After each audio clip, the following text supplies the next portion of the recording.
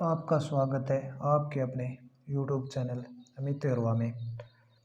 आपने अब तक तो ये खबर पढ़ी ली होगी। लेफ्टिनेंट जनरल मनोज पांडे होंगे अगले थल सेना प्रमुख। यानी जो मनोज मुकुंद नरवाने थे वो इस महीने के लास्ट में रिटायर हो रहे हैं। यानी कि 1 मई से ये लेफ्टिनेंट मनोज पांडे अपना कार्यभार संभालेंगे। और लेफ्टिनेंट मनोज पांडे का जन्म हुआ था 6 मई 1962 को। 6 मई 1962, 6 मई 1962 को।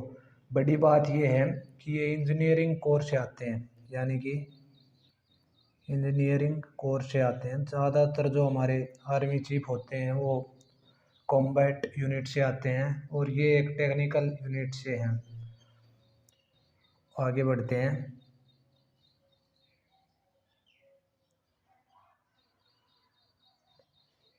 1 फरवरी 2022 को लेफ्टिनेंट जनरल मनोज पांडे ने थल सेना उपाध्यक्ष के रूप में पदभार ग्रहण किया था। यानी कि जो 1 फरवरी थी पीछे गई 2022 को ये उपाध्यक्ष बने थे सेना के, यानी वाइस चीफ।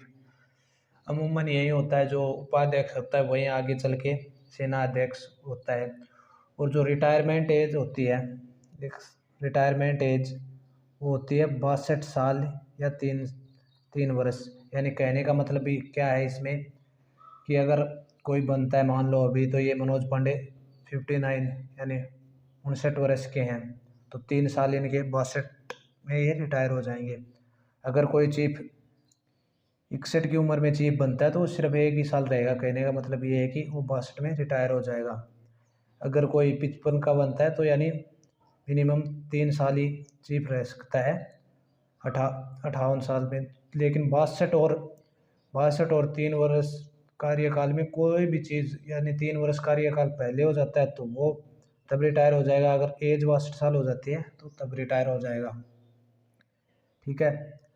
और जो होता है इनमें ये और 39 साल इनका करियर रहा है। 39 ईयर करियर रहा है। और ये जो भी है, एक तो यूपीएससी कंडक्ट कराती है नेशनल डिफेंस एकेडमी, एनडीए का एग्ज़ाम और सीडीएस का एग्ज़ाम। अगर आप सेना में उच्च पदों पर जाना चाहते हो तो एनडीए या सीडीएस क्रैक करना पड़ता है आपको एग्ज़ाम। सीडीएस होता है ग्रेजुएशन बेस पे और एनडीए होता है 12th बेस पे। तो इसमें आप लेफ्टिनेंट के रूप में डायरेक्ट भर्ती हो सकते हो।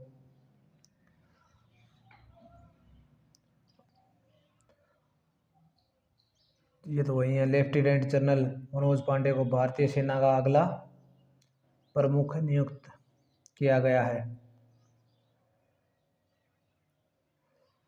29वें थल सेना प्रमुख कोर ऑफ इंजीनियरिंग के पहले अधिकारी होंगे जो सेना अध्यक्ष बनेंगे। यह है इम्पोर्टेंट बात, क्योंकि हमारे पहले जितने भी चीफ होते थे वो कॉम्बैट यूनिट से आते थे, कॉम्बैट यूनिट से। लेकिन जो अब ये इंजीनियरिंग कोर्स से आते हैं, यानी कि टेक्निकल यूनिट से आते हैं, टेक्निकल यूनिट से। और वो तो बता दिया था मैंने एज का कॉन्सेप्ट। यानी अब जो ये मनोज मुकुंद नरवाने हैं ये लगभग 99.9 यही बनेंगे अगले सीडीएस। और सीडीएस की रिटायरमेंट एज होती है 65 वर्ष।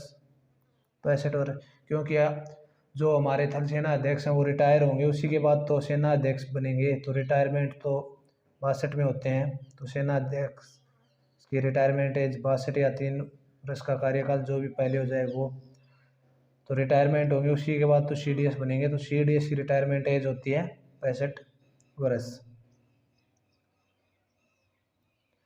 लेफ्टिनेंट जनरल मनोज पांडे मनोज मुकुंद नरवाने के बाद सेना के रूप में नियुक्त होने वाले पहले इंजीनियर बने। जो मनोज मुकुंद नरवाने हैं वो 30 अप्रैल को अपना 28 महीने का कार्यकाल पूरा करने वाले हैं। यानी मनोज मुकुंद नरवाने हैं, उनका कार्यकाल 30 अप्रैल को ख़त्म हो जाएगा। 28 महीनों का जो कार्यकाल है वो।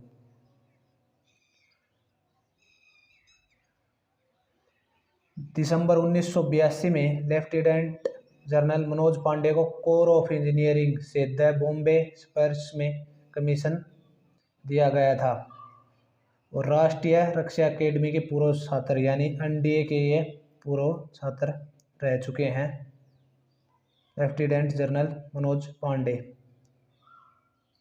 एनडीए के पूर्व छात्र यानी एनडीए नेशनल डिफेंस अकेडमी के पूर्व छात्र रह चुके हैं। नेशनल डिफेंस अकेडमी के पूर्व छात्र रह चुके हैं। तो यही था जो कि नए बने हैं हमारे मनोज पांडे जी, नए सेना अध्यक्ष होंगे। Thank you for watching. Thank you.